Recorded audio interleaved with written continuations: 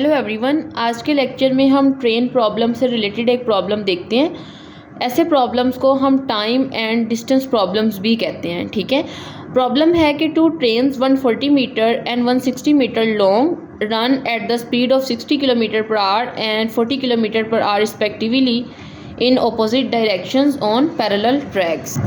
What time these will take to cross each other?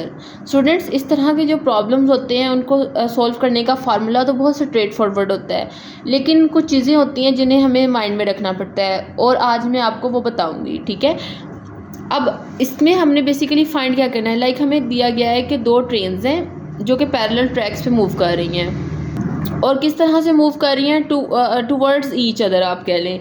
Like opposite directions का ये मतलब है ना कि एक इस तरफ मूव कर रही है तो दूसरी ट्रेन जो है वो इस तरफ मूव कर रही है। ठीक है, हमने फाइंड करना है वो टाइम जब वो एक दूसरे को क्रॉस करेंगी। ठीक है, तो स्टूडेंट्स सबसे पहले मैं फार्मूला लिख लेती हूँ। फार्मूला बेसिकली है, हमने टाइम फाइंड करना है तो T is equal to L1 plus L2 that is divided by V1 plus V2। L1 जो है वो लेंथ है फर्स्ट ट्रेन की, यानी कि कितनी उसकी लंबाई है, जैसे कि हमें कहा गया 140 मीटर। L2 दूसरी ट्रेन की लंबाई है। इस तरह से V1 और V2 जो हैं वो वेलोसिटीज़ हैं दोनों ट्रेन्स की। ठीक है, रिस्पेक्टिवली। अब देखें, सबसे पहले हमें L1 क्या गिवन है।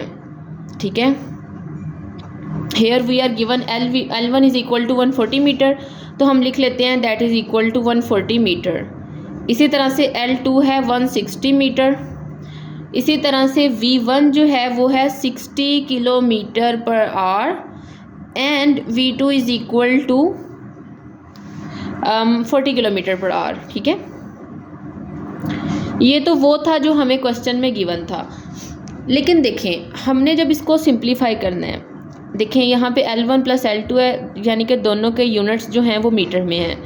हमने यूनिट्स को मतलब सेम बनाना होता है। लाइक V1 को भी हमने मीटर पर सेकंड में कन्वर्ट करना है और हम जब टाइम फाइंड कर रहे हैं वो बेसिकली हम सेकंड्स में फाइंड करेंगे। ठीक है, तो यहाँ पे मैं क्या करती हूँ कि मेरे पास 60 किलोमीटर है तो मैं मीटर में बनाने के लिए इसको 1000 से मल्टीप्लाई कर दूँगी। ठीक है, क्योंकि 1 किलोमीटर में 1000 मीटर होते हैं और मैं डिवाइड कर दूँगी 60 मल्टीप्लाई बाय 60 से। क्यों?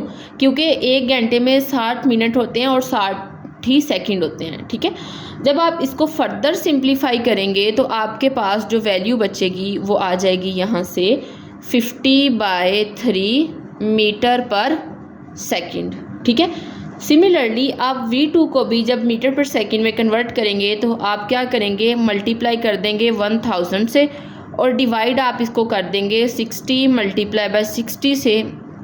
ठीक है, तो आपके पास यहाँ से जो आंसर आएगा वो आ जाएगा 100 इज़ डिवाइडेड बाय 9।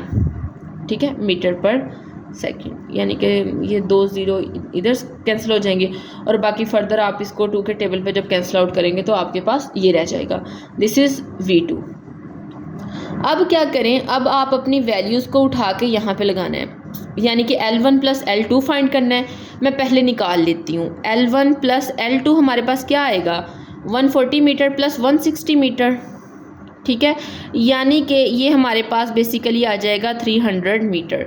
इसी तरह से आप V1 प्लस V2 करेंगे तो आपके पास आ जाएगा 50/3 प्लस 100/9। यहाँ पे आप एलसीएम लेंगे तो 9 आएगा। ठीक है, 3 3 9 एंड यहाँ पे 150 plus 100 that is equal to 250/9।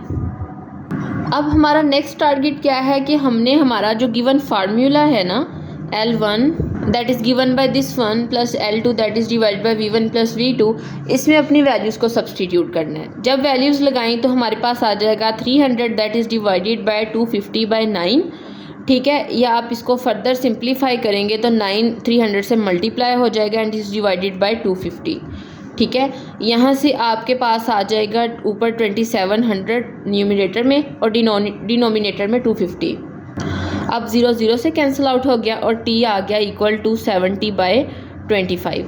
आप इसको डिवाइड कर दें 270 को 25 से। ठीक है, मैं इसको अगर स्ट्रेट फॉरवर्ड डिवाइड करूं तो 25 को अगर 10 से करूंगी तो 250 आ जाएगा। यहाँ से 20 बचा। ठीक है, पॉइंट लगा और एक ज़ीरो मज़ीद लगा सकते हैं एंड दोबारा सिर्फ 25 8 या 200 होता है तो हमारे पास ये आंसर आ जाएगा, दैट इज़ 10.8। और यही हमारा रिक्वायर्ड आंसर था, that is option number B. ठीक है, तो स्टूडेंट्स इस तरह के ट्रेन प्रॉब्लम्स जिनमें आपसे कहा जाए कि आप टाइम फाइंड करें, या इसके अलावा भी कोई चीज़ पूछी जा सकती है, लाइक आपको टाइम गिवन हो लेकिन आपको कहा जाए कि आप L1 फाइंड कर लें। ठीक है, तो आप आसानी से इधर से L1 की वैल्यू फाइंड आउट कर सकते हैं और इस तरह से आप इसको फर्दर सोल्व कर सकते हैं। This is all about this lecture. Thank you so much.